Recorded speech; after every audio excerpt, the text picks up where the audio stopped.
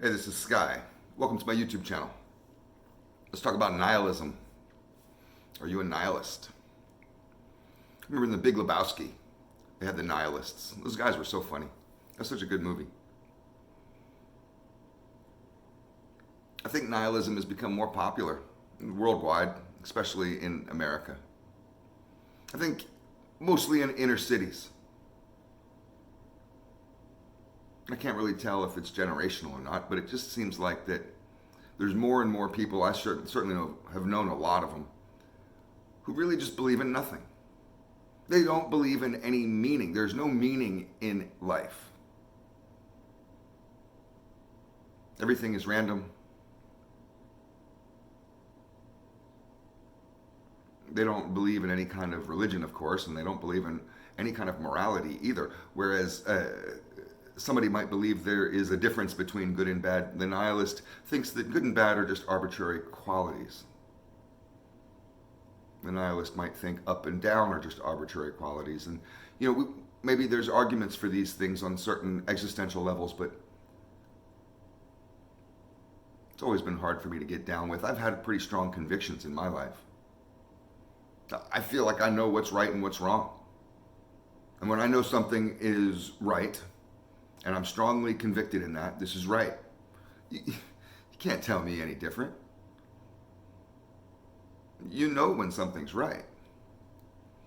Conversely, you know when something is wrong. And people can agree on these things.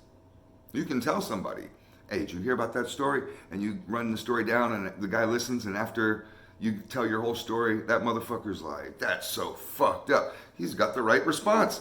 Everybody's going to have that response. And just turn on the news. I think there is a right and wrong. I find that people who are nihilistic, they don't believe in anything, don't find meaning in anything. There's no meaning to anything. They're rather cynical people. They seem like that it's hard for me to judge, but they don't really seem happy. These are people that seem kind of down on the world. They don't really seem like that they connect with things in the same way maybe other people do that can find meaning. You've been to the museum, you see a wonderful painting, you can find meaning in that painting. I wonder how the nihilist sees it. It's just a bunch of paint put in a certain pattern and looks like something. Is that what they see when they look at the Mona Lisa? Or a sunset, a beautiful sunset? Have you ever just sat there and watched a beautiful sunset and you're not even thinking anything? You're just marveling at the planet.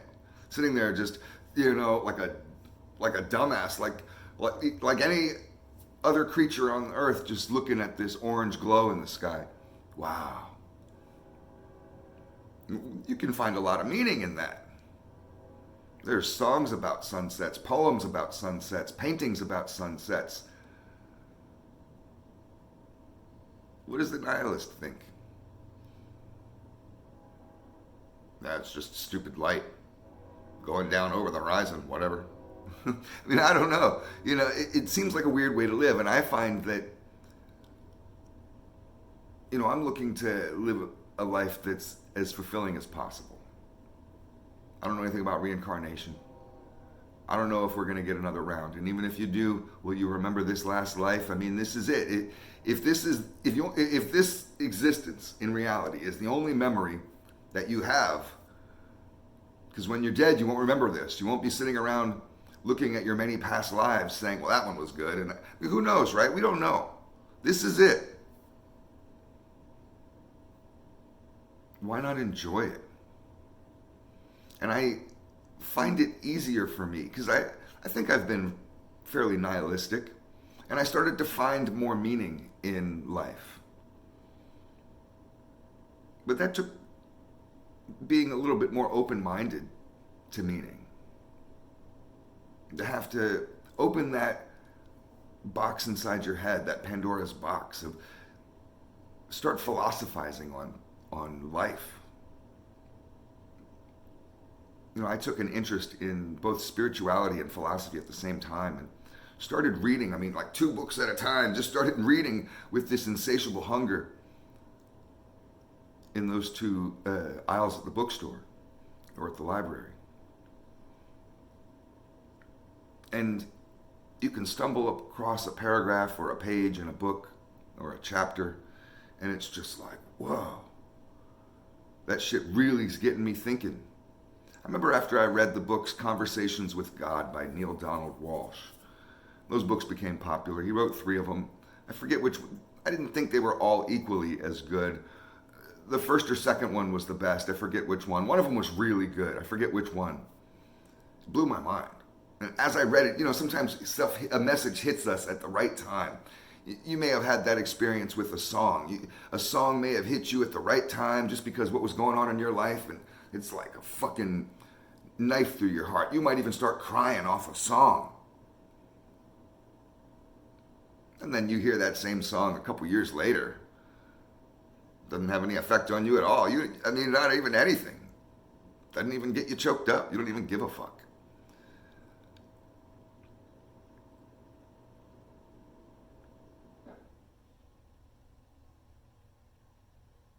I think it's important to have some meaning in life. It sounds like an obvious statement, but I think a lot of people latch on to nihilism maybe as a self-defense mechanism.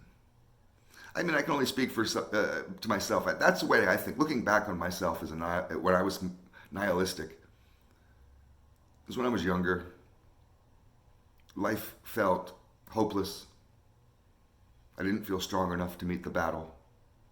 People around me were dying, getting sent off to prison. Were failing at survival in various ways, and so was I. Survival was hard for me, and love was hard for me. Friendships were hard for me. Everything in life was hard for me, it felt like. Only because of my own weakness. It's not just lack of experience. You have to be open-minded to the rules of a game in order to play it. Some people catch on real quick. Some people don't. Some people are resistant. So I wasn't very flexible. I wasn't very open-minded. And I think it gave me kind of a dark view of the world. And one way to take out the bite and the sting of the suffering of life, I think for me at least, was to kind of wrap myself in this security blanket of meaninglessness, of randomness. Then it feels like, well, things are not as personal. The world's not against me. It's not me against the world, because I know what that feels like. But as I've gotten older, I realized that it's more important to me to have meaning, to see the symbolism. To me, life is like a big game. And you want to be able to recognize the guideposts and the signs and signals in a game, especially if you're navigating through a game that has a whole world to it.